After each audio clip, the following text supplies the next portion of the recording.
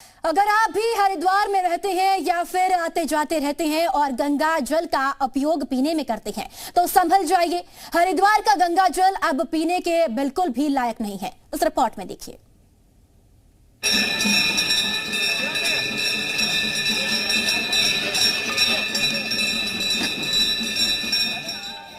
शास्त्रों में गंगा को मोक्षदायिनी कहा गया है।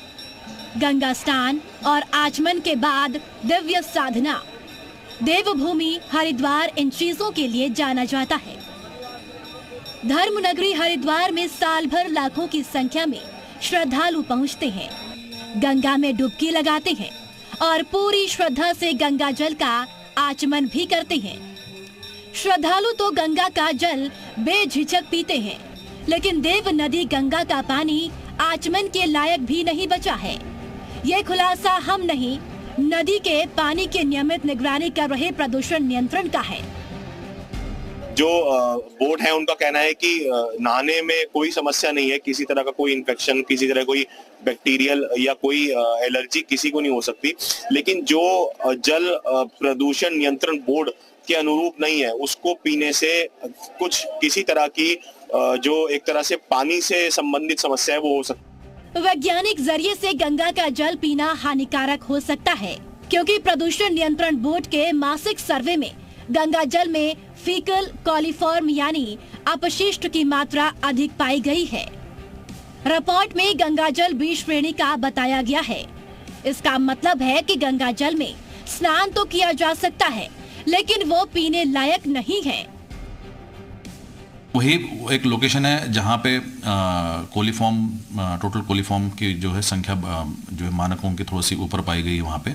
बाकी पूरे गंगा के क्षेत्र में 69 STPs है। 69 STP में से लगभग 65 ऐसे STPs है जो भारत सरकार के MOEF के इफ्लुएंट ट्रीटमेंट स्टैंडर्ड्स मेंशन किए गए हैं, उसके अनुसार ही उनका आउटलेट पैरामीटर्स PCB ने दर्ज किया गया है। इसकी रिपोर्टिंग भी जो है नमामि गंगे को की जा रही है। हरिद्वार के अपस्ट्रीम से लेकर के और हमारे बॉर्डर तक जो है 8 स्थानों पर जल गुणवत्ता का अनुश्रवण किया जा रहा है। प्रत्येक माह हम अनुश्रवण का कार्य करते हैं।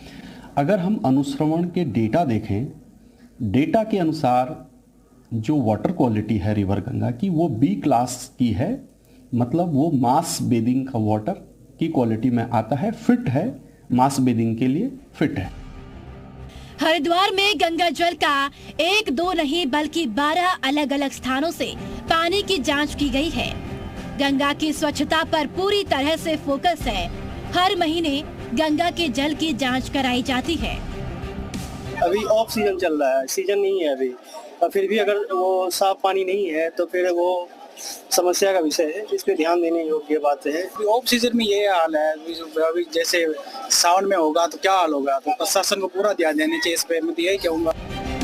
गंगा सिर्फ एक नदी मात्र नहीं बल्कि भारत की संस्कृति का बड़ा हिस्सा है। एक दौर था जब किसी भी चीज की शुद्धता और पवित्रता को दर्शाने के लिए गंगा के नाम का सहारा लिया जाता था, लेकिन ये निराशा कर देने वाली बात है कि हरिद्वार जैसी धर्म नगरी में ही गंगा अपने मूल स्वरूप में नहीं है।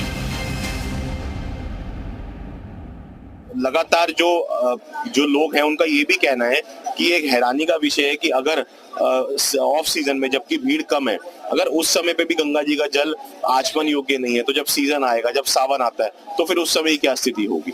तो कहीं ना कहीं गंभीर विषय है और जो लगातार सरकार और प्रशासन है वो इस पर ध्यान देने की जरूरत है।